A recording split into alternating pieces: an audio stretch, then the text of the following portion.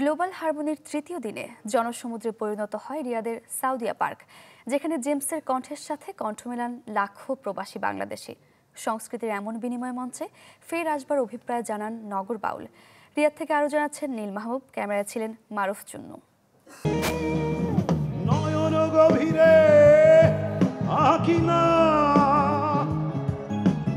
বেজে উঠল জেমসের গিটার, গেয়ে উঠল কণ্ঠ।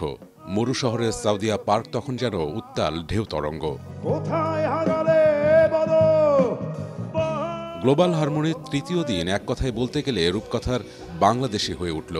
আর জেমস যেন হ্যামিলনের বাঁশিওয়ালা। কোথাও নেই তিল ধারণের জায়গা, বাইরে তখনও অপেক্ষমান হাজার থেকে লাখো বাঙালি। জেমস এসেছে, ওনার গান কনসার্ট এখানে কাছের থেকে একজন আর্টিস্ট হিসেবে, দর্শক হিসেবে অনেক ভালো, গর্ববোধ করছি বিদেশের মাটিতে এভাবে এত বাঙালিদের আয়োজন। এখানে মনে হয় 5000-এর উপরে অডিয়েন্স আছে যা মনে হচ্ছে, এবং প্রোগ্রামটা ভীষণ ভালো। সৌদি গভর্নমেন্ট অসম্ভব হেল্পফুল, তারা খুবই সাপোর্টিভ, আমাদেরকে ভীষণ এন্টারটেইন করছে, তারা হসপিটালিটি খুবই ভালো। দীর্ঘ প্রবাস জীবনে সৌদির মিডিয়া অফ মিনিস্ট্রির এমন উদ্যোগে উচ্ছ্বসিত প্রবাসী বাংলাদেশিরা। দেখা মিলল বাঁধভাঙার সে আবেগের উচ্ছলতাও। যে আজ থেকে 26 বছর আগে আমি জেমসের কনসার্টে ছিলাম স্টুডেন্ট বয়সে। আজকে 26 বছর পর আমি রিয়াদে, সৌদি আরবিয়াতে। কল্পনার বাইরে, কল্পনায় কখনো ছিল না, অকল্পনীয়। আমি আমার ফ্যামিলির সাথে, বাচ্চাদের সঙ্গে একসাথে। Amazing amazing.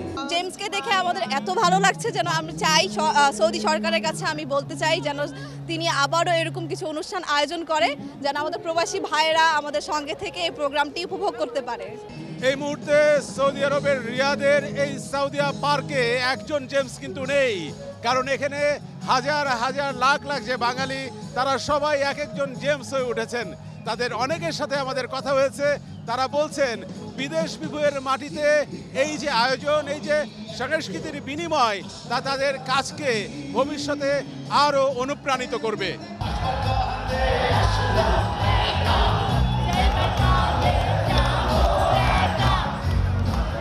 মঞ্চ মাতিয়ে সাংবাদিকদের সাথে কথা বলতে এসে সে আবেগ যেন ছুঁয়ে গেল জেমসকেও। জানালেন সংস্কৃতির এমন বিনিময় মঞ্চে ফের আসবার অভিপ্রায়। সৌদি আরবে আমার প্রথম এই মাটিতে পা দিলাম, এবং আমি আশা করি নাই যে এত সুন্দর এবং এত মানুষ, এত দর্শক এখানে আছে। আমি মুগ্ধ এখানে রিয়াদে এসে, এবং বারবার আসবো রিয়াদে ফিরে।